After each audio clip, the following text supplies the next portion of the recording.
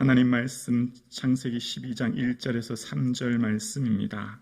구약성경 14면 우리 다 같이 한 목소리로 합독하시겠습니다. 창세기 12장 1절에서 3절입니다. 함께요. 여호와께서 아브라함에게 이르시되 너는 너의 고향과 친척과 아버지의 집을 떠나 내가 내게 보여줄 땅으로 가라. 내가 너로 큰 민족을 이루고 내게 복을 주어 내 이름을 창대하게 하리니 너는 복이 될지라. 너를 축복하는 자에게는 내가 복을 내리고 너를 저주하는 자에게는 내가 저주하리니 땅의 모든 족속이 너로 말미암아 복을 얻을 것이라 하신지라. 아멘. 이 예배 자리로 불러주신 하나님께 감사와 영광을 올려드립니다. 찬양은 우리에게 큰 은혜를 줍니다. 찬양의 구성은 가사, 그러니까 노랫말과 곡조, 리듬으로 되어 있죠. 찬양의 가사와 곡조가 합쳐져서 독특한 감동, 찬양만이 줄 수 있는 그 감동이 있죠. 말씀을 들을 때 은혜가 있지만 우리가 하나님을 마음껏 높여드릴 때 주시는 그 찬양을 통해 주시는 한량없는 감격이 있죠. 그 찬양에는 가사와 곡조가 합쳐질 때 그 독특한 은혜가 있는 것처럼 믿음이라고 하는 속성, 믿음에는 두 가지 속성이 있는 거예요. 바로 내가 할 수 있는 것을 행하는 순종과 내가 할 수 없는 것을 의탁하는 신뢰라고 하는 두 가지 요소로 구성되어 있습니다. 예를 들면 내가 할 수 있는 것을 하는 순종은 하나님께서 안식일을 지켜라, 부모를 공경하라 같은 10계명 혹은 제사는 이렇게 드려라 하는 레위기법, 또 신명기에 보면 절기는 이렇게 지켜라, 유월절을 지켜라, 77절을 지켜라, 이런 것들은 하나님 하라라고 하는 것에 이해되고 납득되기 때문에 순종하기가 비교적 쉬워요. 그렇죠? 내가 이해되고 받아들이기 때문이에요.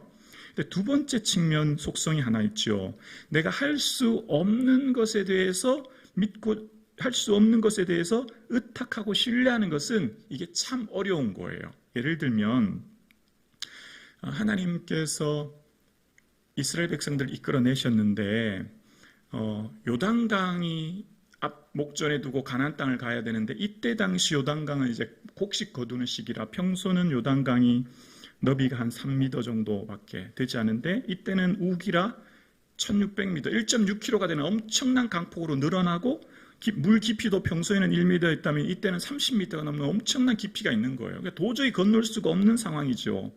타이밍도 아니고 최악의 타이밍이고 건널 배도 없고 어떤 다리도 없어요. 그런데 하나님은 건너라고 하시는 거예요. 이해가 안 되죠. 그런데 여기서 하나님은 제사장이 언약궤를 메고 앞장서서 내 발을 디디면 물이 멈춘다는 거예요. 이해가 안 되는 일이지 않습니까? 이게 바로 믿음인 거죠.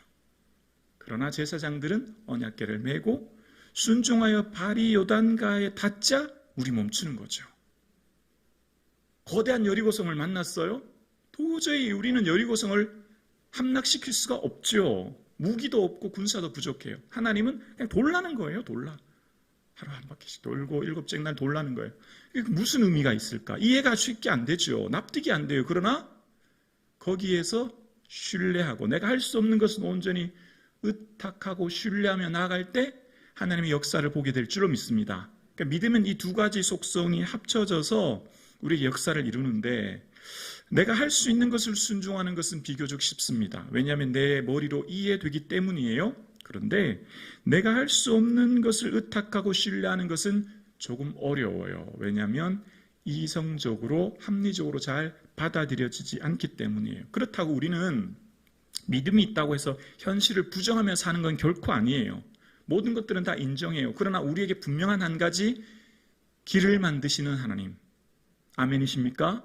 전능하신 하나님을 믿기 때문에 믿음으로 나아가는 거예요.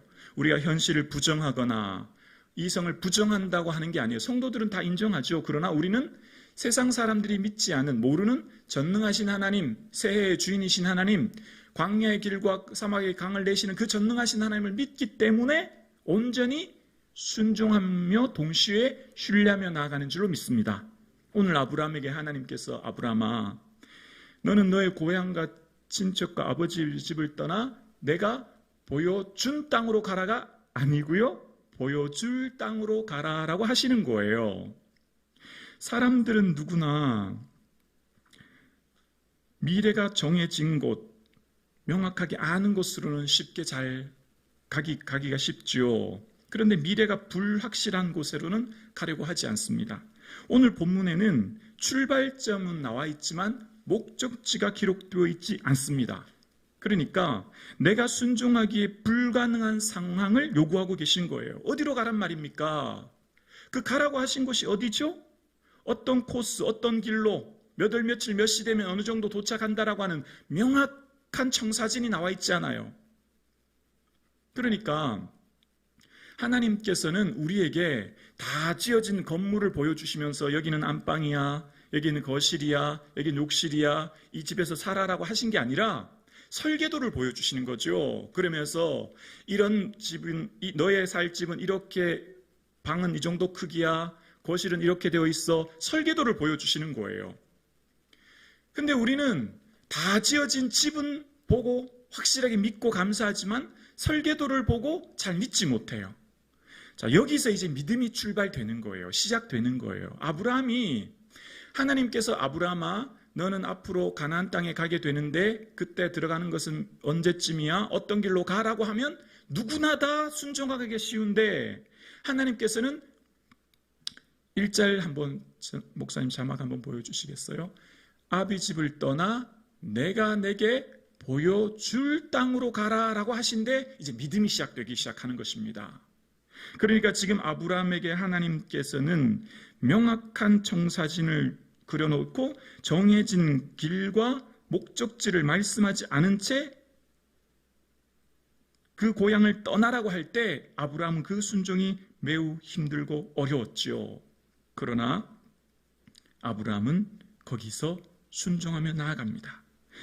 믿음은 순종인 줄로 믿습니다. 히브리서 11장 8절에 하나님께서는 아브라함에게 이렇게 말씀하시죠.